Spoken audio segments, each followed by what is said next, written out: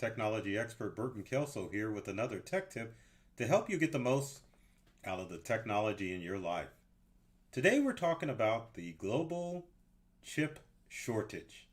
That's right, the COVID-19 pandemic has caused a chip shortage, which could affect you in your business if you use computers in your business.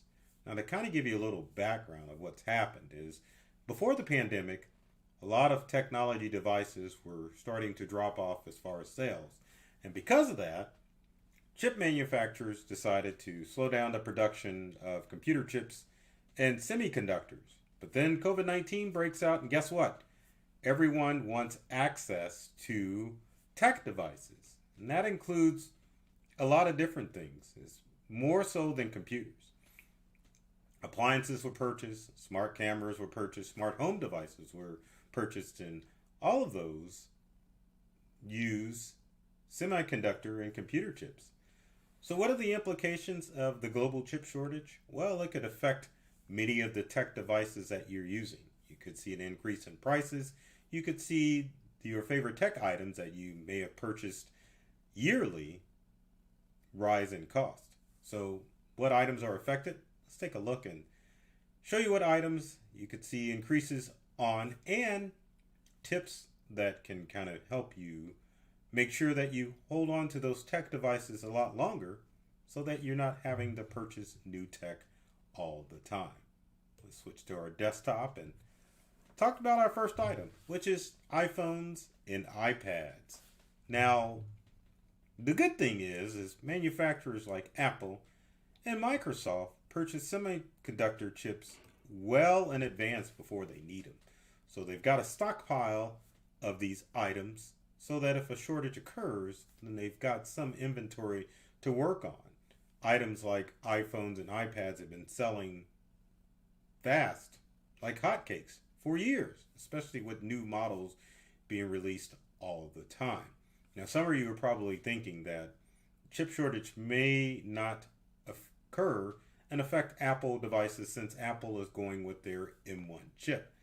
Now, true enough, Apple is using their M1 chip, but the question is, does Apple have enough products or enough chips in order to supply all of their items with the M1 processor?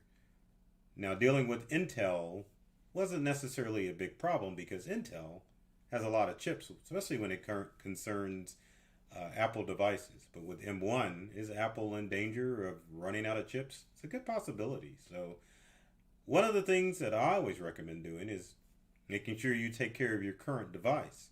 But if you're looking to buy an iPad or a new iPhone, now may be the time to make that purchase. Our next item is your Android and smartphones and tablets. Now, under normal circumstances, Android devices are a little bit less expensive than your Apple devices.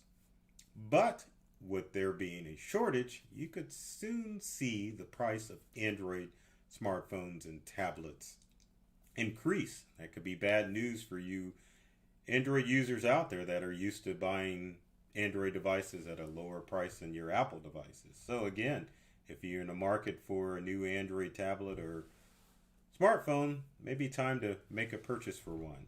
Now, to go back on what I was talking about as far as the way chip manufacturers work, you've got two different sides. So again, you've got the manufacturers that purchase chips way in advance and have a good stockpile on it. And then you have other manufacturers that buy them on an as needed basis. So some of the products that I'm talking about here, manufacturers of these devices don't purchase them until there's an actual need. So as we go through this list, you'll find out what some of those manufacturers are. So our next item that is going to be affected is obviously your home or office computer. Now, it's a no-brainer that computers use semiconductors and have chips in them. But the challenge with your home and office computers are all the different components that comprise of a home computer. You've got video cards that use semiconductors and chips. You've got motherboards that use semiconductor and chips, along with processors, hard drive, and just about every ounce of the computer. That also includes your monitor on either your laptop or your desktop computer. It's all got computer chips in it, so it's something that you should be aware of. If you've got an older computer, my advice would be to take care of it and make some upgrades in order to make that computer last a lot longer. But again, if you're in the market for a computer, probably would be a good time to make that purchase, especially if you're thinking about getting a home computer closer to the holiday season. So, our next item, which many of you probably don't realize has chips and semiconductors, is your home appliances. Now, think about all the appliances that you have that require electronics, such as microwaves, vacuums, smart appliances, you name it, your home appliances do have chips and semiconductors in them. And the bad news about most home appliances now is that the average life expectancy on a home appliance is a little more over than 5 years. So, unlike the old Maytag commercials, it's always possible that your home appliance can die. And I can speak for experience for myself and my wife. We've had to replace quite a few washers and dryers and dishwashers over a 5 year period just for little things that have gone wrong. Now, knock on wood, our current items have lasted a lot longer, but if you've got some older home appliances, now may be the time to start looking and investing in new home appliances so that you can get them at a decent price rather than taking the risk to find out that you're going to be paying a higher price for those home appliances. Same can be said if you're looking to get smart home appliances. If you're looking to get smart home appliances, obviously it's got more chips and semiconductors in them, so better make plans to make that smart home now as opposed to later on down the road. Our next thing is another no-brainer as far as what has computer chips and semiconductors in, and that's all of your computer accessories. Now, we've already talked about smartphones and tablets, which you see listed here. My focus on this slide is printers, cameras, and of course monitors, which I mentioned before, that have chips and semiconductors in them. Now, obviously, printers are disposable devices, and if you've gone through a lot of printers because of ink or other issues, you might want to spend a little bit more on a printer so that you keep away from the process of using a disposable printer.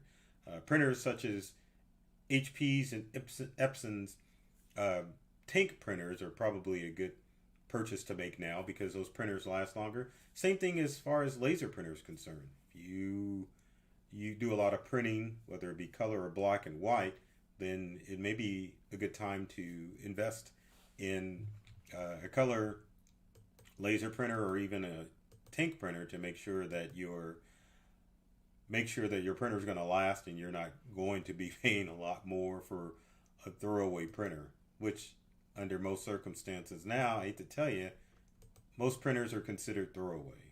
So keep that in mind. Now, our final item, and this is kind of a no-brainer too, is your gaming consoles. So the good thing about the gaming consoles now is that Sony, Nintendo, and Microsoft have released newer versions of their gaming consoles, which are basically computers with the sole purpose of playing games. Gaming consoles are, well, the demand has been met because people who wanted to get those newer consoles already have them. But you've got to think about the coming months, and if you want to get a gaming console for the family for the holidays, keep an eye on the prices of those consoles and, of course, on this chip shortage, because those gaming consoles, which are already costly, may run you a little bit more in money when it's time to make those purchases for the holidays. Now, what should you do? Now, have always been a good preventive maintenance guy, and it stands to say that a little maintenance will go a long way as far as making sure that your devices last longer. So what can you do? Got about 3 tips that should help you keep and maintain your devices longer, so that you're not put in the position that you would have to go out and buy a tech device when the prices start to rise during this chip shortage. So, number one would be to get a surge protector for all of your home devices. It doesn't take much of a surge to take out an electronic device. It doesn't matter if it's a computer or a smart home item such as one of your Amazon devices. If you have devices, you want to make sure that they're all plugged into surge protectors. And I'm not just talking about a power strip, I'm talking about an actual surge protector that will protect it from surges. Now, with surge protectors, when you purchase one, make sure that the packaging says that it has surge protection, and it's not as just a power strip. And also keep in mind that surge protectors are usually only good for about a 3-year period. So if you've got surge protectors laying around your home and they're currently protecting your tech devices now, and you haven't replaced it in a while, maybe a good time to go out and get a new surge protector for your devices. Now, one of the other things that I would recommend would be, if your energy company offers it, get a whole home surge protector, so that you can ensure that if a surge hits your home, then all your devices are protected from a surge. One of the other things that you can protect from surges too, because it occasionally happens, if you have devices plugged into your internet router or modem, sometimes surges can come through your modem and zap out your computer devices or voice over IP phones or whatever you have in your home or business. And you might want to consider wireless. Some people may not like that as an option because it's less secure, but at the same time, having wireless devices, especially laptops or other devices that have their own battery source, are a good way to make sure that if you accidentally leave them plugged in during the storm, then a surge won't come through your modem and zap those devices. I can tell you from experience, had that happen, and luckily, knock on wood again, haven't had a computer taken out, but have had some other items taken out, and wireless is the way to go. Now, if you're running a business or you have a business out of your home, I guess that's the same as running a business. Let's do that again. If you have a brick and mortar business, or even if you're running your business out of your home, you might want to consider a UPS or an uninterrupted power source or supply. What these are basically surge protectors on steroids, because you get a battery backup in your UPS. So if you lose power, not only will you get the good protection of a good surge protector, but if you lose power, your devices will run on battery, allowing you to take the time to either run those devices a little bit longer, or if you're running Windows or Macintosh computers, to shut those devices down properly so that the operating system isn't ruined in the event of an unplanned power outage.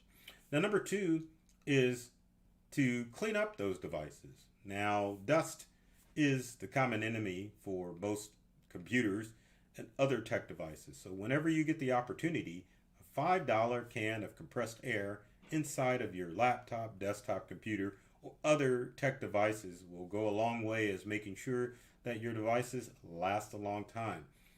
You'd be surprised how many laptops or other devices have their life expectancy shortened because there is an accumulation of dust buildup within that tech device. So a good squirt, I shouldn't say a squirt, or blast of air from that canned air or compressed air can remove dust and help your devices last a long time. And finally, I know this is common sense, but for the love of God, just take care of your devices in general. So if you've got laptops or other mobile devices, just make sure that you're not dropping those items so that you don't have to get a screen replacement, because trust me, there's chips and semiconductors and screens and monitors. So you don't want to be in a position where you have to get a replacement and pay an exorbitant price as far as getting a screen replacement. Smartphone, get a case like I've got for my iPhone, which I'm always showing in my tech videos, and for my iPad that's sitting here doing nothing, got a protective case for it too. So always make sure that you are protecting those tech devices, so that way you don't have to spend expensive repair for those devices, or God forbid you have to replace those devices because they're damaged beyond repair. So with that said, if you've got comments or questions, leave them in the comments section below. Would love to hear from you to find out what you think about the chip shortage, or if there's other tips and tricks that I can give you to help you get more from the technology you use at home and at work. Always have to throw this up here, so if you like this video, be sure to share it, like it, follow, comment, and if you're watching this on YouTube, be sure to click that bell to subscribe and to make sure that you get alerts from anytime we post on YouTube, and make sure that you follow myself, Burton Kelso, the technology expert, or my company Integral for the latest tips and tricks and other interesting stuff on all of the social media channels that are listed on your screen. I love technology, and I've read the manuals, and I'm serious about making technology fun and easy to use for everyone. So take care of yourself and do many things to make you smile, and thanks for watching.